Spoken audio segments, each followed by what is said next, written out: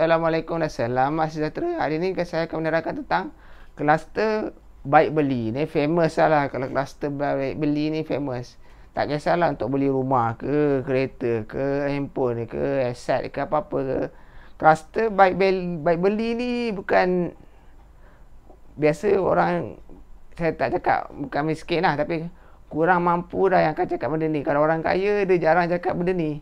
Sebab orang kaya dia beli benda tu dia nak reward diri dia, ataupun setelah penat kakao punya kerja dia nak belanja diri dia dengan benda ala tu, walaupun harga tu mahal.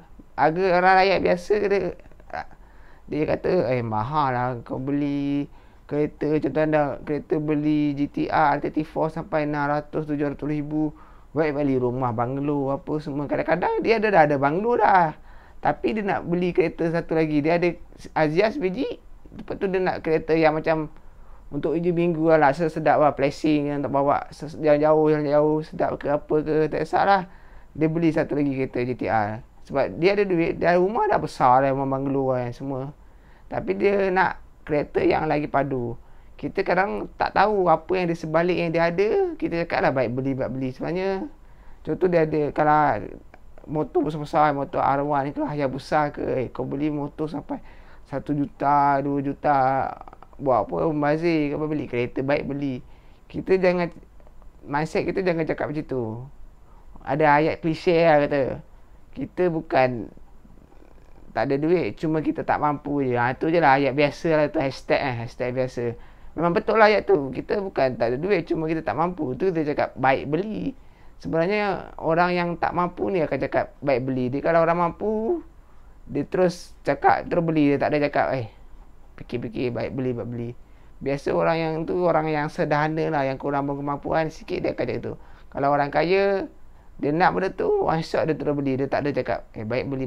Dia benda tu memang dalam mindset dia, aku nak benda ni sebab nak reward diri dia. Dia banyak duit kan. So kita bukan cakap baik beli, kita cakap baik belajar.